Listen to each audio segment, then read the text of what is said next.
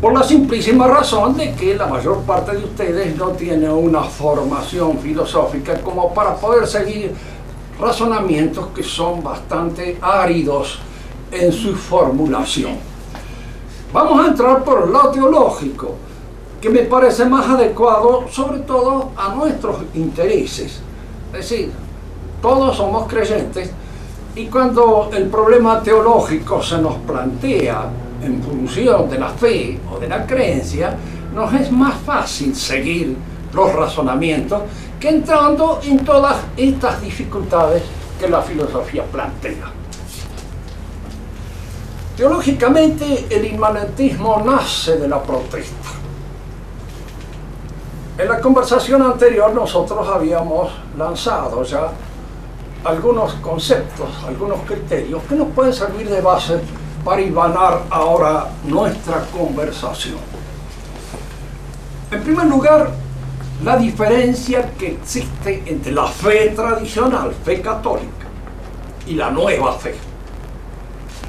Habíamos dicho que la fe tradicional es la adhesión a las revelaciones, a los dogmas, que la Iglesia propone objetivamente para ser aceptados por el creyente y aceptados como provenientes de Dios. Hay en esta fe un primer aspecto natural que conviene examinar y un segundo aspecto sobrenatural que también conviene, diríamos así, retener, pensar con un cierto detenimiento. La fe natural o fe confianza es la adhesión a un testimonio. Creo lo que me dice fulano. Quiere decir que la adhesión al testimonio significa puro y exclusivamente que acepto lo que me dice como verdadero. Y lo acepto en primer lugar porque no repugna a mi entendimiento. Por eso se dice en buena teología que la fe formalmente habla a la inteligencia, aunque materialmente depende de la voluntad. ¿Por qué? Porque yo puedo rechazarla, puedo rechazar el testimonio, puedo incluso sentir una cierta complacencia masoquista en no admitir un testimonio, porque tal vez me ofrecería la posibilidad de creer en ciertas cosas que no quiero creerlas. A veces hay un cierto gusto por la desgracia, eso que los franceses llaman le goût du malheur, el gusto por la desgracia. Es común en ciertos hombres, entonces no aceptan a veces ciertos testimonios porque quieren sufrir, y al querer sufrir rechazan el testimonio. Y en otros casos sucede más o menos una cosa semejante. No acepto el testimonio, a veces no porque quiero sufrir, sino porque formalmente repugna a mi inteligencia. Nadie cree en algo que su inteligencia rechaza. Por eso, fíjense, la fe, de hecho, naturalmente, es algo que nuestra inteligencia adhiere. Y en la medida en que nuestra inteligencia adhiere, aumenta el saber nuestro acerca de la realidad. Todo lo que sé de historia lo sé por fe fehaciente. No lo he visto, no lo he contemplado. ¿Sí? La historia es una ciencia que se funda en la fe fehaciente. Es decir, en aquella fe que demuestra su verosimilitud. Y en cierto modo está de acuerdo con ciertos elementos que constituyen la base de esa similitud. Digo esto por esta razón. Hay muchas cosas que sabemos por razón. Que los ángulos interiores de un triángulo equivalen a 2 rectos, pues lo sabemos por razón. Y hay otras que sabemos no a la luz pura y exclusivamente de la razón, sino a la luz de la visión sensible, de la visualización, de la observación de la cosa. Si ponemos a discutirnos en torno a una cuestión matemática, la solución es siempre una solución de tipo racional. Hay que demostrarlo racionalmente. Si nuestra discusión versa en torno al color o al tono de un género o a la forma de una hoja, la solución está en verla, en observarla. Y la observación nos permite entonces ver la distinción entre una hoja y otra. Es decir, los escolásticos, es una lástima que el mundo moderno, de la civilización moderna, no los considera. He dicho muchas veces que en la historia de la filosofía de Hegel, lo que se dedica a Santo Tomás y a la escolástica en general son una página y media. Y de segunda mano. Es decir, que no conoce el pensamiento. No se ha tomado nunca jamás el trabajo de verlo. ¿Por qué? Y acá es donde aparece esta otra nota que vamos a examinar en su aporte, la cronolatría. Diríamos que al revés de lo que dice Manrique en su verso, que todo tiempo que ha pasado fue mejor, para el cronólatra todo tiempo que ha pasado es peor. Y entonces todo lo que viene con el tiempo es una superación de lo que pasó. Es algo que supera. Y usted ignora, ¿no? Puede decir a muchísimos profesores de filosofía, a partir de Kant no hay más metafísica. Te acabó la metafísica, no existe. No hay ninguna posibilidad de dar una prueba racional acerca de la existencia de Dios, porque la prueba racional acerca de la existencia de Dios es metafísica. Y eso no puede darse, se acaba la metafísica. Y muchísimos profesores están completamente convencidos de que a partir de Kant se acaba la metafísica y no se van a tomar el trabajo de estudiar si efectivamente la metafísica que se desarrolló durante 1000 años de reflexión dentro de la Iglesia Católica tenía o no tenía fundamento. Eso se terminó. Decíamos entonces que los escolásticos hacían algunas distinciones que son tan útiles de recordar en esta época que a veces la gente pasa por encima de todas ellas. Las ciencias se distinguen unas de otras no por aquella cosa material que estudian, objeto material, sino por la formalidad que en esa cosa descubren. Tomemos un ejemplo que nos permite ilustrar mejor esto. La anatomía humana estudia materialmente el cuerpo humano y la fisiología humana estudia materialmente el cuerpo humano. Objeto material, el cuerpo humano. ¿En qué se distingue una de otra? Una de otra se distingue en la formalidad propia que aprecia en ese cuerpo. Así como la anatomía se limita a la composición física del cuerpo humano, estática, diríamos así, la fisiología lo estudia dinámicamente en sus funciones. Y entonces hay aquí una formalidad que distingue a una ciencia de otra. Tendríamos muchos casos de ciencias que tienen un mismo objeto material, pero se distinguen unas de otras en cuanto a la formalidad que en ese objeto material observan, distinguen. Es importante para apreciar no solamente la distinción entre una y otra ciencia, sino también a veces apreciar cuál puede ser el alcance de esta ciencia, hasta dónde puede llegar en su conocimiento, qué es lo que se le puede pedir y qué es lo que no se le puede pedir. Como un ejemplo sencillo, la fisiología humana no difiere de la de un simio. Puedo llegar yo a la conclusión de que el hombre es un simio, de hecho. Si lo observo en esta dimensión, y esa es la conclusión. Si lo observo en otra dimensión, pues indudablemente es donde empiezo a apreciar las distinciones. Pero tengo que estudiar otra formalidad, otro aspecto de la realidad que no está considerado en la fisiología. Porque si no, puedo caer en este error.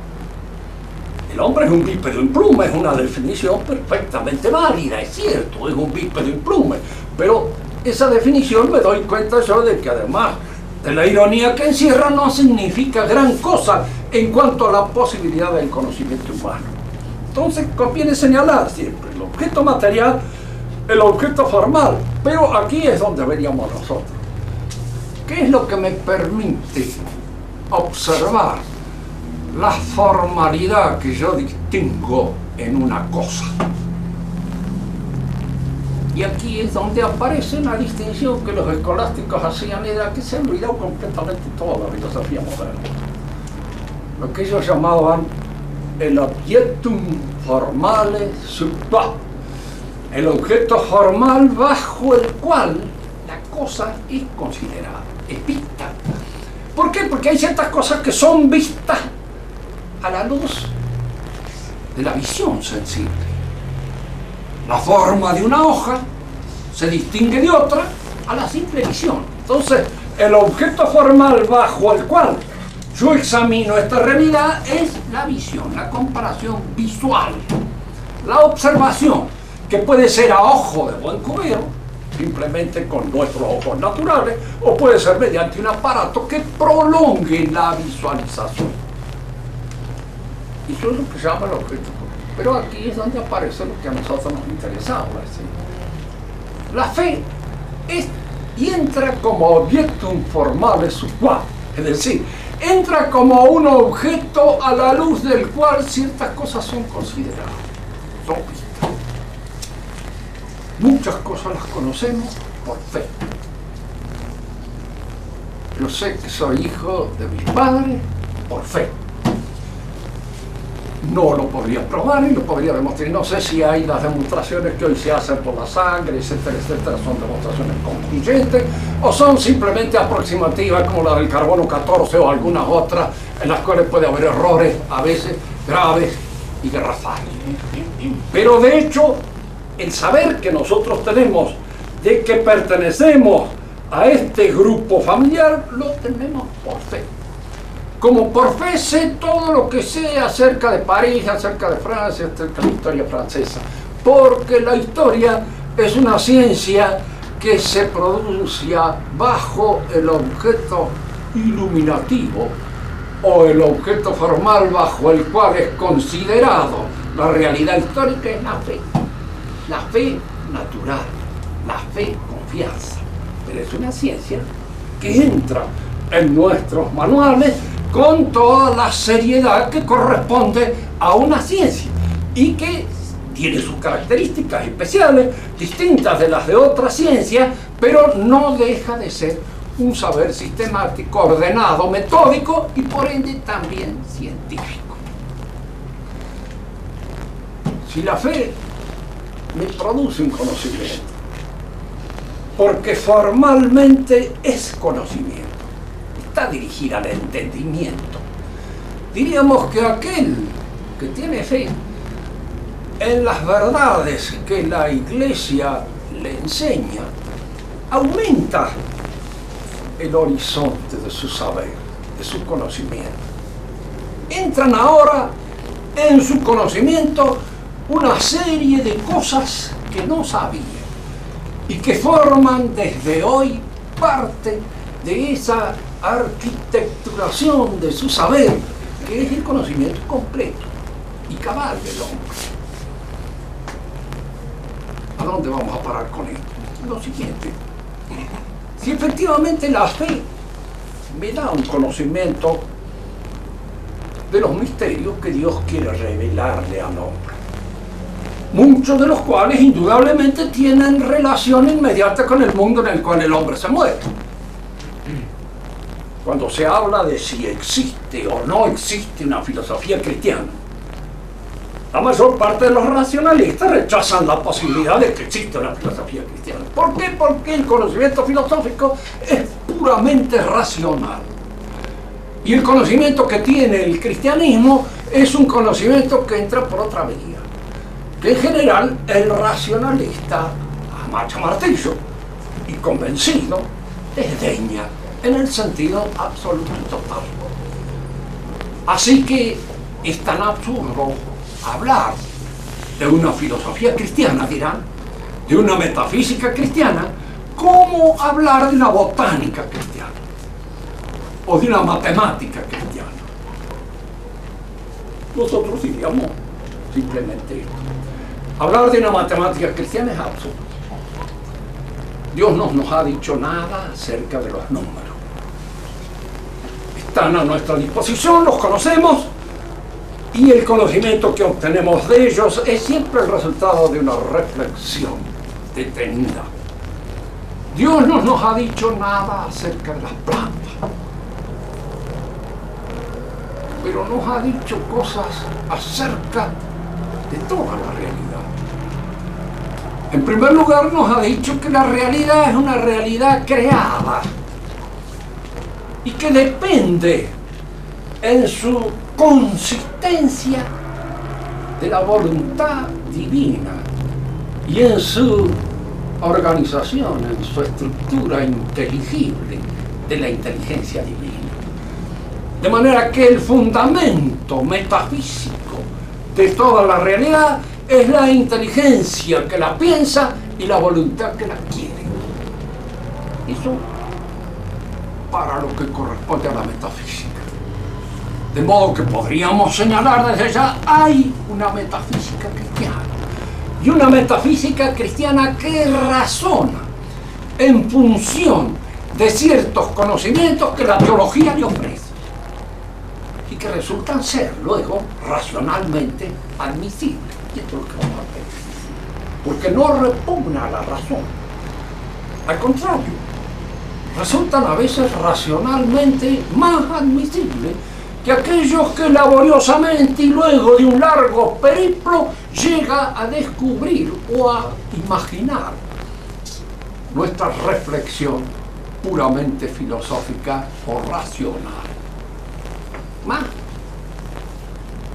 la fe nos revela algo sobre el hombre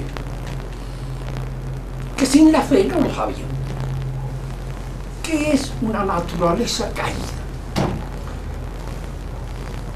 Y la pregunta es esto: ¿qué es la naturaleza caída? Pudiera, si nosotros nos vamos a hacer observar por un psiquiatra, a lo mejor conviene, sabemos. No soy muy aficionado, pero puede darse por ahí la eventualidad que uno no tenga más remedio que concurrir al psiquiatra. Y el psiquiatra nos observa a todos desde un ángulo de la psicopatología. Todos más o menos tenemos la propensión, por nuestras características, de caer en algún desorden psíquico que el psiquiatra ve. Usted es alto y flaco, puede ser esquizofrénico en cualquier momento. Es gordo y anchito, puede ser pigmico, siempre aficionado a los pigmis o por alguna otra cosa. Pero de hecho son modalidades, características que ofrecen un elemento de diagnóstico. Para un psiquiatra en general, el que no ha tenido que concurrir a su consultorio puede en cualquier momento tener la necesidad de hacerlo. Como decía el doctor Besançon, que era un médico un poco escéptico, pero que sabía decir las cosas con mucho tino, el estado de salud es siempre un estado transitorio que no anuncia nada bueno, porque de alguna manera supone que en un momento determinado uno se va a encontrar enfermo. Bueno, diríamos que esta disposición general de la medicina con respecto a nosotros, de que si no estamos enfermos podemos llegar a estarnos y que es conveniente que nos vayamos cuidando desde el comienzo, eso está señalado por esto que se llama la naturaleza caída. Porque nosotros nos podríamos preguntar, ¿por qué razón tengo yo siempre el sentimiento, la sensación de que no soy totalmente dueño de mí mismo? Y basta a veces una pequeña alteración para que ese control que tengo sobre mis actos se pierda. Para que en un momento determinado mi imaginación me domine y me haga ver todo negro o todo rosa o todo de cualquier otro color que no pertenece al orden de la realidad. Porque yo utilizo en mí. Podríamos tal vez, como hace Shakespeare, creo que en Hamlet, cuando dice que la historia es un cuento de locos. ¿Por qué es un cuento de locos? Que en cierto modo esta puede ser una definición exacta de lo que es la historia, es un cuento de locos, en alguna medida. Porque somos un poco locos y porque de alguna manera, diríamos, la locura forma parte de nuestro comportamiento en función de esa naturaleza caída que explica en gran parte nuestra conducta. Si esto es así, la revelación a nosotros nos permite ver al hombre en una dimensión que naturalmente no hubiera sido descubierta. O hubiera sido descubierta con cierta dificultad. Tal vez con un examen bien llevado, con una reflexión lograda, se lograra descubrir esta insuficiencia del control que el hombre tiene sobre sus propios actos y que en cualquier momento puede llevarlo a cometer desvaríos, provocar situaciones que no quisiera, como consecuencia de su falta de dominio, porque no se posee a sí mismo en la plenitud que lo desearía. De manera que hay aquí una aspiración que en alguna medida no se cumple. Es como si nuestra naturaleza nos pidiera algo que nosotros nos damos cuenta que somos incapaces de obtener. Si esto es así, hay una metafísica cristiana. Porque hay una metafísica que está intrínsecamente perfeccionada por un saber que da la revelación. Hay una antropología, un conocimiento del hombre que es cristiano. Porque está intrínsecamente perfeccionado por un saber que la recibimos de la revelación. Es una naturaleza caída. Y más, es una naturaleza que tiene una relación filial con Dios. Y es una naturaleza que exige un rescate, una purificación. Fíjese que esto para nosotros puede parecer una situación un poco extraña, pero no nos extrañe nada. Porque el hombre necesita lavarse.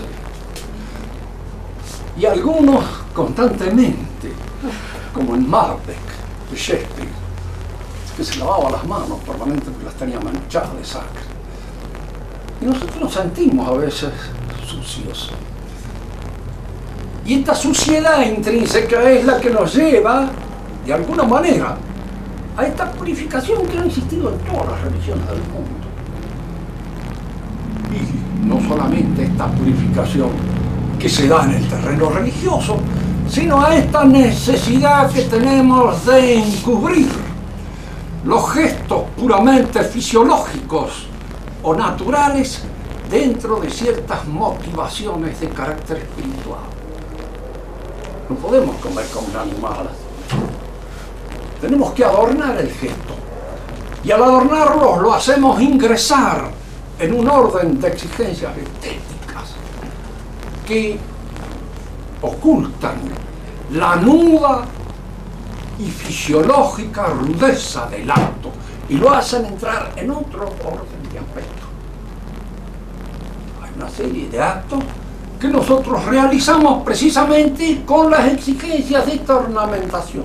¿Y qué es lo que nos pide a nosotros esto? Pues el carácter espiritual nuestro, que es también el que nos lleva a vestirnos y a presentar aquellos aspectos de nuestra realidad en donde emerge más lo que tenemos de espiritual, el rostro y las manos, y ocultar lo que es más rudamente de la naturaleza sensible para la intimidad, pero no para estar exhibiéndolo públicamente, que es una indicación generalmente de ciertas anomalías que padece aquel que de alguna manera es llevado al exhibicionismo o a alguna tipo de estilo.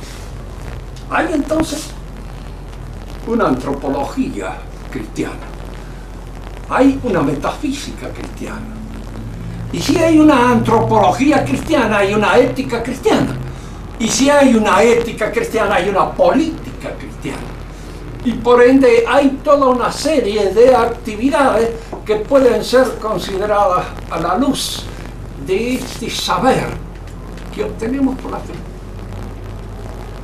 Lo que tocaba decir es esto. ¿Y en qué se diferencia la fe confianza, la fe natural, la fe del que hace historia, de la fe del creyente. Y ahí acá es donde nosotros entramos en un terreno en el que no hay más remedio que apelar, no a las conclusiones del saber teológico que nos pueden enseñar sobre esto, pero no hay más remedio que apelar a la experiencia. ¿Por qué creo yo que el Evangelio de Lucas, de San Juan, de San Marcos, de San Mateo, me hablan de Cristo y que Cristo es Dios? ¿A quién creo? ¿A San Juan, San Lucas, San Marcos, San Mateo? ¿O a Dios mismo que ilumina el Evangelio? Fíjense que nuestra experiencia de creyentes para algo tal, me dice que yo creo en Dios. Marcos, Lucas, Mateo son vehículos que me transmiten un conocimiento que inmediatamente me pone a mí en la raíz de su origen, que es divina. Yo creo en Dios. Y entonces, esta fe es una fe que me viene de lo alto. Y nuestro Señor lo dirá cuando se refiere a los apóstoles, preguntándole qué es lo que dicen los otros que es Él. Y Pedro le dice que tú eres el Cristo, el Hijo del Dios vivo. Eso que tú acabas de decir no te lo ha revelado la sangre ni la reflexión de tu pura razón. Te lo da algo que te viene de arriba. Si esto es así o no es así, es lo que nosotros podemos dirimir en qué terreno. Aquí es donde aparece el modernista con su inmanentismo. Aquí es donde aparece. El modernista lo dirá así, para usted es así, porque usted es creyente. Para el creyente, Cristo es Dios. Para el no creyente no lo es. Como el que hace filosofía o hace historia, hace ciencia. Y la ciencia no se puede hacer como creyente. Resulta que para el modernista una cosa es el Cristo que se ofrece a la consideración científica, a la consideración filosófica, y otra cosa es el Cristo tal como emana en la conciencia del creyente. Y dirá que sí, porque fíjense, lo embromado precisamente de esta herejía es la dificultad de penetrar con absoluta seguridad en sus reductos y combatirla allí en sus reductos. ¿Cómo nosotros podemos empezar a combatir el inmanentismo? Yo no entendiendo, ¿no? La fe subjetiva, que es la fe protestante. Yo tengo fe en que me voy a salvar. Y esa fe en que me voy a salvar, según Lutero, me viene de Dios. No puede venir de mí porque yo no puedo tener esa seguridad por mí mismo. Me viene de Dios. Pero esa fe subjetiva, si usted la analiza bien, la ve bien, la observa con detenimiento, es un sentimiento. Es una resonancia en la interioridad de la conciencia. Es algo que yo siento. Y lo que yo siento es, en alguna medida, intransferible.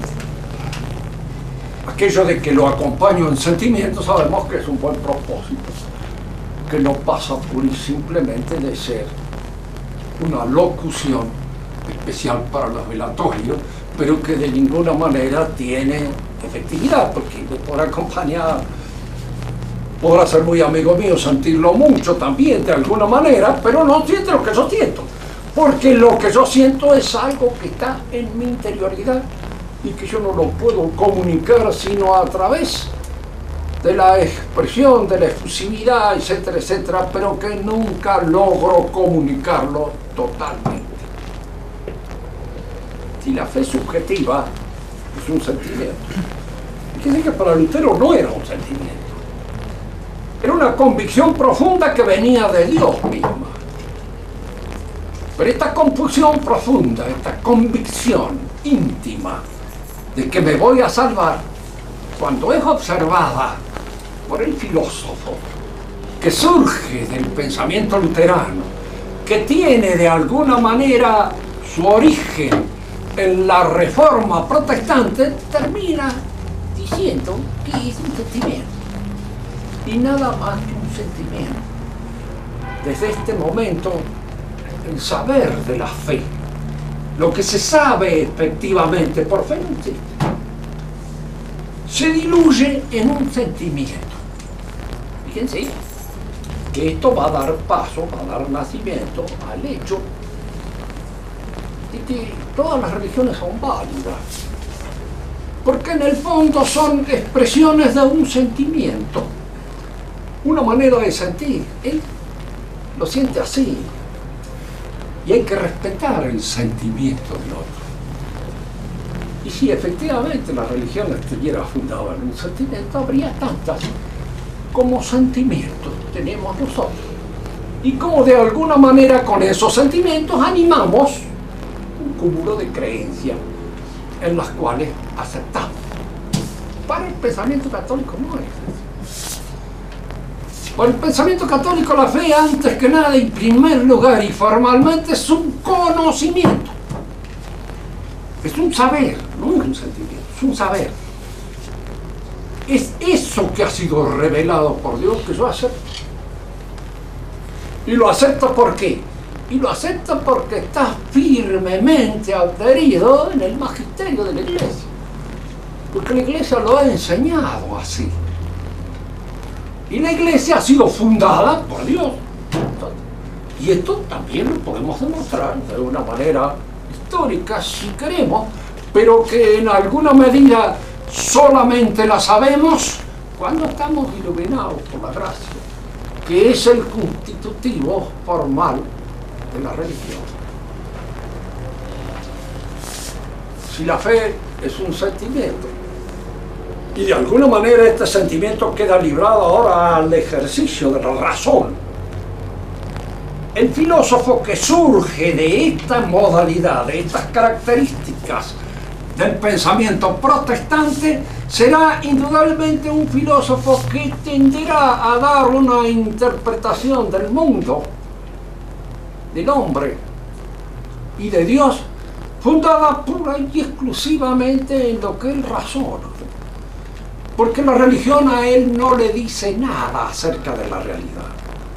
La religión es nada más que un sentimiento guardado para la intimidad y que se soluciona y se agota en la intimidad. Para el católico, la religión me ilumina sobre la realidad. Y yo estoy en función y en contacto con la realidad, en alguna medida iluminado por la razón. Fíjense que no suele ser una cosa sencilla y fácil ver en todos los demás la criatura que es ese que está frente a mí, la relación íntima que tiene en su filiación con Dios. No está al alcance de todos los bolsillos. Y hay muchísima gente que en su relación con los otros siempre tiene una actitud defectuosa, una actitud proterva, una actitud de explotador, de utilizador o de lo que fuera, porque el que ve en todos los demás la criatura es el santo. Y esa cosa no es un santo de mi devoción, pero de alguna manera hay que reconocer que de vez en cuando ha dicho algunas cosas que están bien dichas. Lanza del Vasto decía que uno prueba su madurez religiosa cuando contemplando otro ser bien, siente el deseo de llorar. Entonces dice, es cuando yo realmente veo a la persona y la veo en lo que es él, como me vería a mí mismo. La fe tradicional es un conocimiento. Y es un conocimiento que me permite observar la realidad a una luz que ya no es la luz de la observación natural, sino que es la luz sobrenatural que la fe ofrece. Claro. Si yo dijera esto en una reunión donde hubiera racionalistas más o menos razonables, porque a veces los racionalistas no suelen ser muy razonables, los hay de todo. No olvidemos nunca, a veces de una persona podemos decir es muy cerebral, muy intelectual, pero no quiere decir eso que sea muy inteligente. A veces hay otros hombres menos cerebrales, menos intelectuales, pero más inteligentes en el sentido cabal del término, porque su inteligencia es más penetrante en los misterios de la realidad que la de los otros. El inmanentismo nace cuando se corta, se rompe esta relación viviente que el hombre tiene con la naturaleza creada por Dios. ¿Y qué es esto? Si el mundo ha sido creado por Dios, si las cosas están sostenidas por la inteligencia divina y la voluntad divina, todo el conocimiento humano es de alguna manera una penetración en las estructuras inteligibles que Dios ha creado. Por eso el conocimiento humano en el sentido natural del término es una comunicación con el Creador. Me pone en contacto con Él. Y mucho más todavía cuando ese conocimiento aparece reforzado por el saber que la fe me da acerca de mí.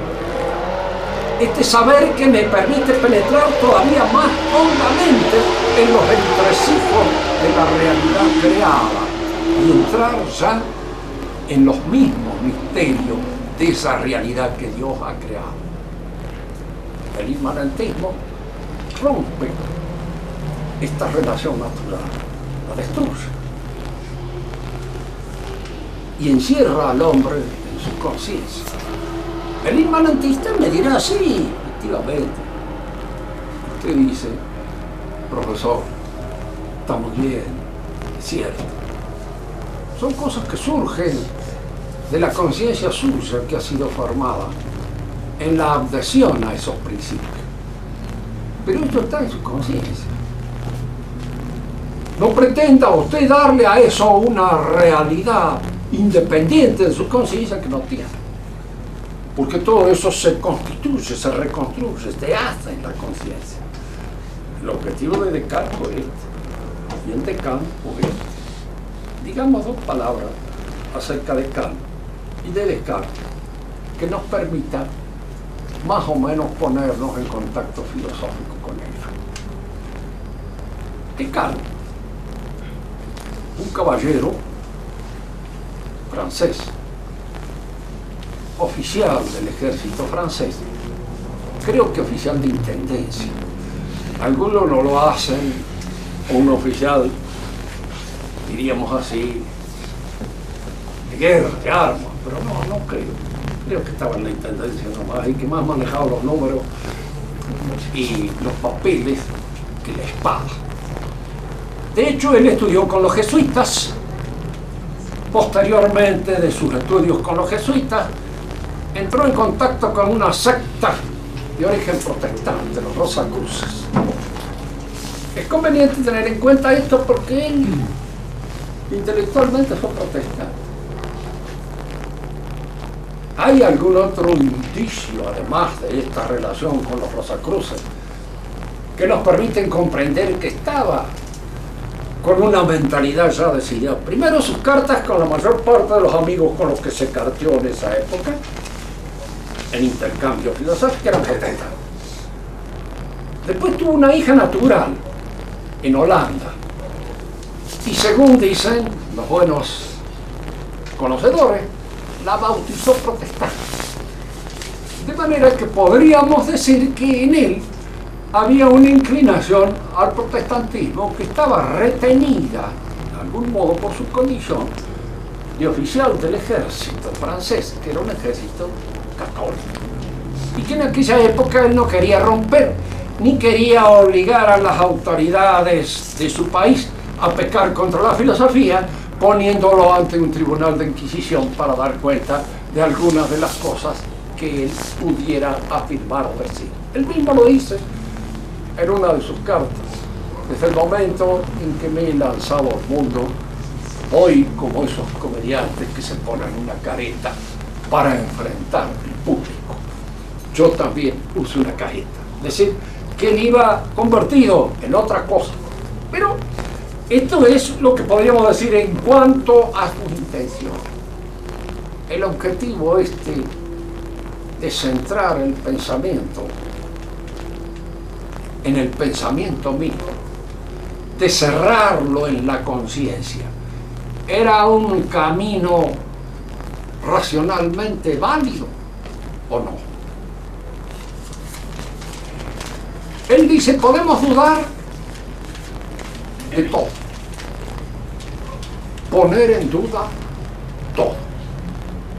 Dudo de que ustedes estén aquí alrededor. Dudo de que sean independientes, de que yo los piense o no. Pero no puedo dudar de que dudo, porque estoy dudando. Dudar es pensar. Pienso, luego soy. Entonces, aquí, a raíz del pensamiento, él va a tener que demostrar después que ustedes existen. ¿Quién sé? ¿Qué le habría dicho un escolástico a Descartes en la época en que la filosofía escolástica estaba? Primero le habría dicho lo siguiente: mire, mi contacto con la realidad sensible me provee de una evidencia sensible. El que ustedes están aquí frente a mí es una evidencia para mí. Yo, señor Descartes, frente a una evidencia, no buscaría probarla por otra evidencia que resultara más evidente, porque no hay evidencias más evidentes. ¿Hay evidencias o no hay evidencia? Si la evidencia es evidencia, entonces su duda no existe. ¿Por qué? Porque dudar significa poner, digamos así, en un estado de ambigüedad lo que yo observo. Dudo de aquello de lo que no estoy seguro, pero no puedo dudar de lo que estoy seguro. Es decir, yo no puedo dudar de que ustedes existen, que están aquí frente a mí. ¿Por qué? Porque se me aparecen como una evidencia. Diría Descartes, que era un hombre sutil. Pero a veces, dormido, yo he creído estar despierto y estaba dormido, existir. Y entonces el escolástico le diría, como le dice el escolástico, mire, conviene filosofar despierto, no dormir. Dice, es conveniente. Dice, porque la situación de dormido es una situación es decir, no es la situación del hombre que reflexiona. El hombre que reflexiona debe partir de la realidad. Bueno, puede ser, pero los sentidos me pueden engañar, señor. Muchas veces he creído ver una laguna en el camino a lo lejos y el reflejo del sol en el camino. Sí, le dice, si usted lee a Santo Tomás de Aquino, se va a encontrar con esta reflexión que lo va a curar de eso. No hay en los sentidos engaño. El engaño es de la razón suya. ¿Por qué? Porque los sentidos le manifiestan a usted un fenómeno físico que es el reflejo, que equivale al de una laguna. Ahora usted toma la laguna por un reflejo, el reflejo por una laguna, porque está en el juicio que emite usted sobre lo que el sentido transporta. No se olvide de que los sentidos no ven por su cuenta, ven con nuestra inteligencia, ven en cierto modo con la presencia permanente de la inteligencia, de manera que no hay error de los sentidos, hay error de la inteligencia, y usted quiere corregir un error de la inteligencia buscando en la inteligencia la fuente que no yerra. Dice, y eso indudablemente es falso. Tan falso es, y con esto vamos a terminar nuestra conversación de hoy, tan falso es que Descartes, para demostrar la existencia de las cosas a partir del penso, a partir de este encierro en la conciencia, tiene que hacer un largo periplo, incluso demostrar la existencia de Dios, para que garantice Dios la existencia de las cosas.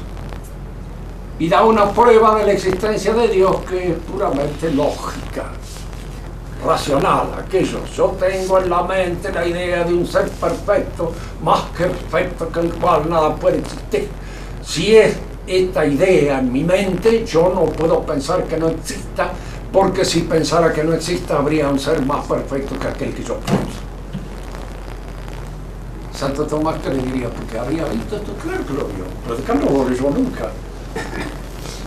Se encerró a inventar algo, inventó el paraguas otra vez de nuevo. Es decir, hizo una cosa que si hubiera estudiado mejor los antecedentes que existían incluso sobre su razonamiento, no hubiera caído en ese error.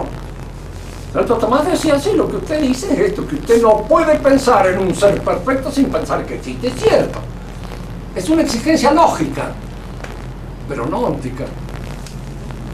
Usted no puede pensar sin pensar, cierto. No puede pensar en un triángulo sin pensar en que tiene 3 ángulos que equivalen a 2 rectos. Puede pensarlo, porque en el momento que piensa esto, lo otro es una consecuencia lógica, pero el triángulo no existe. Es un ente de razón. Y el Dios en el cual usted piensa más perfecto que el cual nada puede existir, tampoco. Podría ser que no exista, porque es un ente de razón. Y usted está pura y exclusivamente encerrado en la logicidad, en lo lógico. Es muy lógico, pero no es real.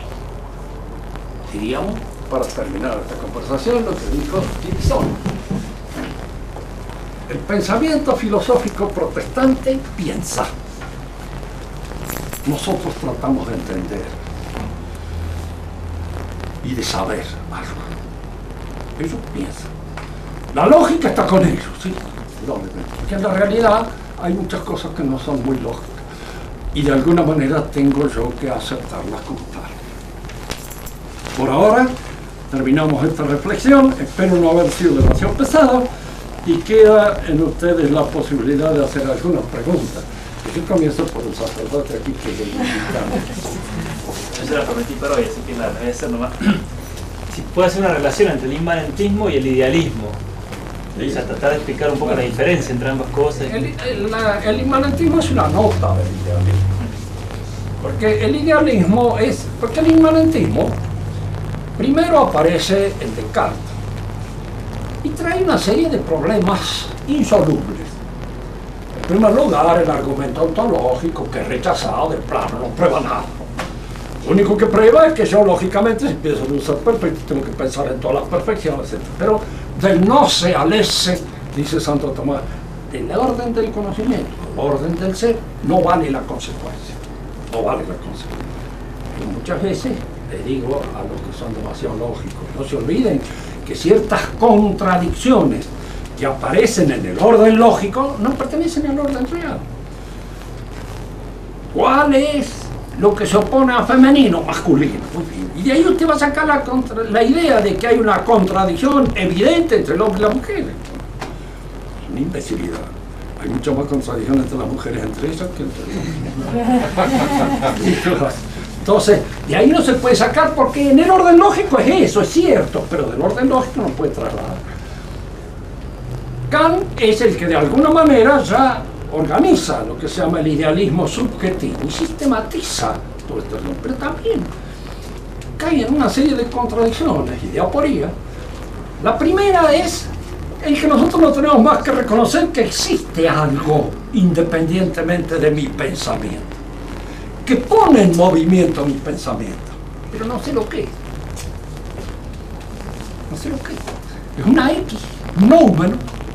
Conozco el fenómeno, conozco cómo eso se manifiesta en mi conocimiento, cómo se manifiesta en mi pensamiento, pero qué es, independientemente del pensamiento, no lo conozco. Pero sé que existe fuera de mi pensamiento. Me pregunto, y él dirá, sí, en mi pensamiento lo reconoce así, lo ve así, lo observa así, pero es una X, no sé.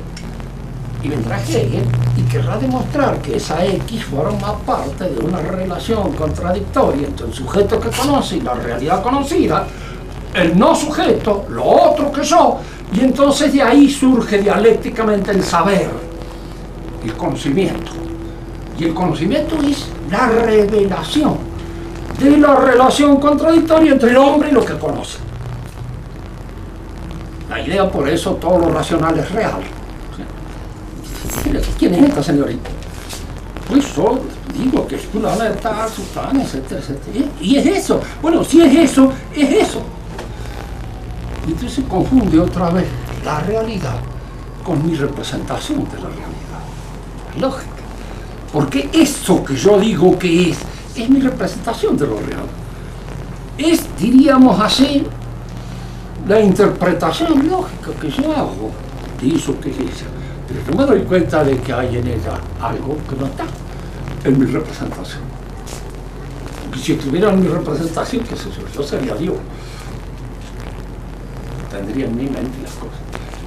Entonces, es en Hegel donde este inmanentismo idealista cobra su mayor consistencia, pero hay en él también imposibilidades que hacen que este sistema hegeliano estalle a su continuación. Porque los que lo siguen a él son los que revientan el sistema de él. Son los que lo llevan a su contradicción interna. ¿Por qué? Porque el sistema estalla. El sistema es algo que pretende encerrar en una interpretación todo el universo. Lo que está fuera de la red no es mar, decía el pescador, y trataba de sacar en la red los 2 o 3 pescados que sacaba. ¿Sí? Entonces, para el idealista, generalmente lo que no está incluido en el sistema no existe. Y es toda la existencia. Es la crítica que le va a hacer con mucha agudeza ese jorobadito que era muy agudo, Kierkegaard, a Hegel. Va a hacer esa crítica. Precisamente va a insistir sobre estos aspectos. Él no era un filósofo. Era simplemente un crítico y un hombre que le gustaba divertirse un poco a expensas de los filósofos. Y hacía bien. Y se divirtió a expensas de Hegel. Y hay que leerlo a él para ver cómo el sistema hegeliano termina allí. Por un lado en Marx y por otro lado en Kierkegaard, que no desmoronan porque sacan las contradicciones íntimas que existen en ese sistema. Y uno dirá, y el taoísmo no es un sistema cerrado, es un sistema social. ¿Por qué? Aquí es donde aparece otra diferencia más que es necesario tenerla en cuenta. El saber de la fe católica es social. La filosofía inspirada en la fe católica es social. Tiene, diríamos así, una posibilidad de comunicarse que está precisamente en el uso preciso del lenguaje, pero no en la invención de palabras raras para decir aspectos que pertenecen a mi pura subjetividad en la interpretación. El pensamiento protestante no es social. Y cuanto más protestante es, más aislado está. Más difícil de acceder para el común de la gente, porque hay que entrar en una interpretación subjetiva de lo que este filósofo quiere decir. ¿Por qué? Porque es original, pretende ser original. Como le dice hoy un profesor de filosofía cuando usted le dé a hacer un trabajo a Sebastián allí, que va a ser uno de los candidatos, le va a decir que usted diga su opinión. ¿Qué quiere que diga mi opinión? Yo no puedo dar mi opinión. Es como si yo en medicina le dijeran, dígame su opinión propia sobre esto. Usted ha aprendido las cosas. Y de alguna manera puede en el diagnóstico, sí, asegurar, decir, bien, parece que tiene tal o cual enfermedad, pero de alguna manera usted está apoyado en todo lo que sabe. Y en filosofía sucede lo mismo. Yo puedo llegar a tener una intuición en la solución de un problema que ha sido tratado por otro, pero siempre y cuando yo lo tome en el grado de madurez que ha sido desarrollado por los otros. No encerrarme en mi pieza, ponerme los 2 deditos aquí y sacar un sistema de mi cuenta. Porque es absurdo. ¿Sí? Y eso es lo que intentó Descartes. Como si nadie hubiera escrito metafísica antes que él. No lo hizo en matemáticas. ¿Por qué? Porque daba la casualidad que matemáticas sabía. Era un gran conocedor. Y entonces se apoyaba en todo lo que sabían antes. Y si dijo algo nuevo, lo dijo apoyado en los que sabían antes. Pero en metafísica, ¿qué es eso? Que el campo era orégano y que él podía dar una interpretación pura y exclusivamente personal de toda esta realidad. Y ese es el error.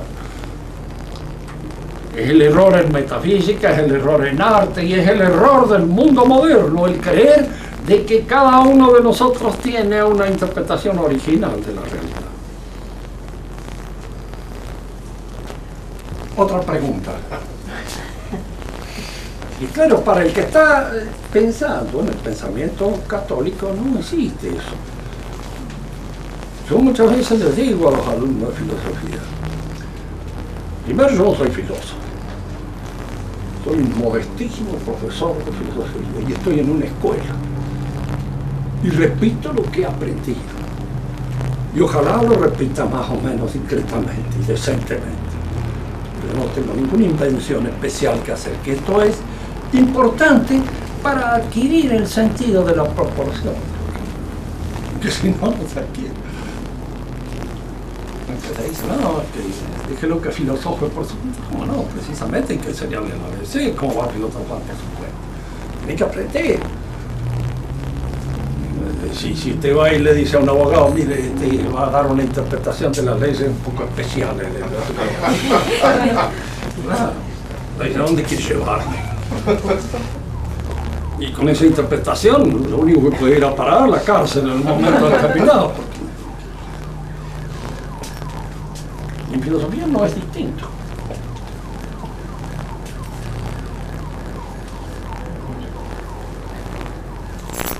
¿O hay más preguntas? Sí, que Los estudiantes allá. Hablen a esta oreja. Está provista ahora de un aparato tan bueno casi como el que tiene.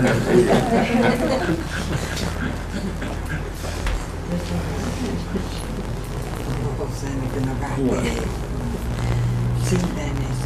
¿Puedo adelantar el programa de la próxima, Rubén? Rubén. ¿Puede adelantar el tema de la próxima charla?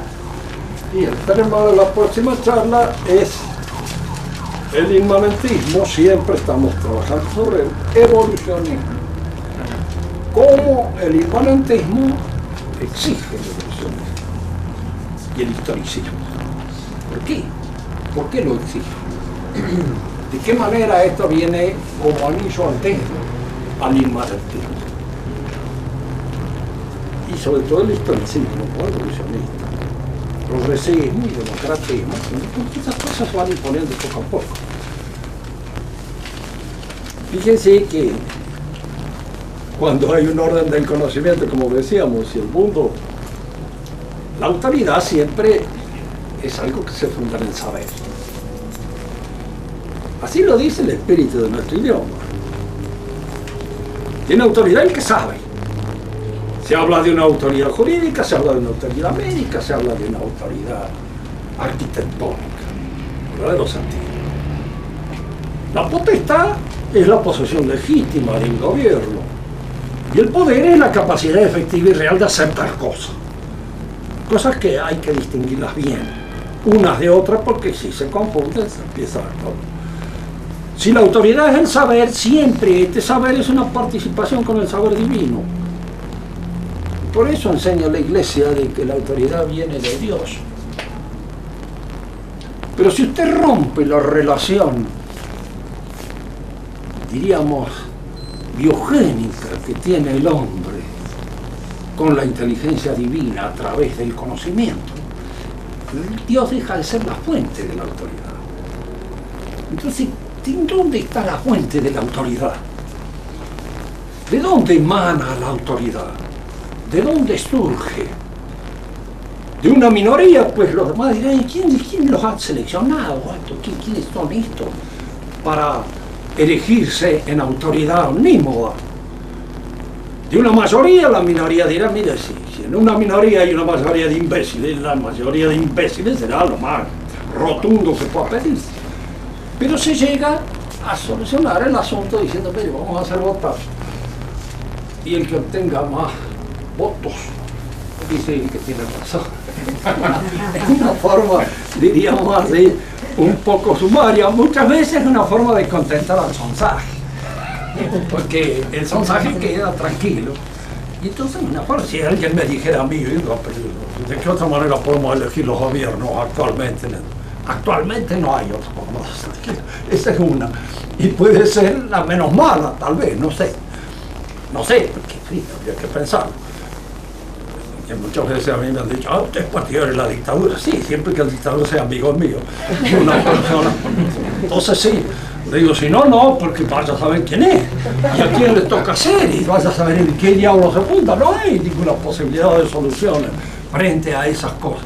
Entonces, si esto calma a la inmensa mayoría de la gente que cree que efectivamente ha elegido a los pajuatos que están mandando, bueno, entonces, déjenlos tranquilos, se quedan en paz. No molestan por un tiempo, hasta que se dan cuenta que los están estafando.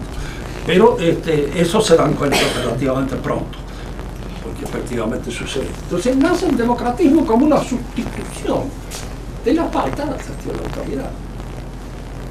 En una época en que la sociedad, diríamos, ¿quién mandaba en la sociedad? Pues mandaban aquellos que alcanzaban una posición destacada dentro del orden social. Por la guerra, por servicios prestados, porque era... Y la sociedad se organizaba de tal modo que aquellos que se destacaban fueran educados de una manera un poco particular, un poco especial.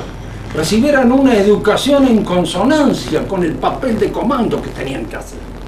La sociedad se preocupaba de eso. Que tuvieran postura, que tuvieran voz, que tuvieran conciencia de una serie de cosas. Hoy en la actualidad salen las autoridades del electoralismo, del sufragio, de los carismas del caudillejo, y de paso todo esto está manejado, digitado por la gente que paga la propaganda. Bueno. Todo eso para la próxima. A modo de introducción.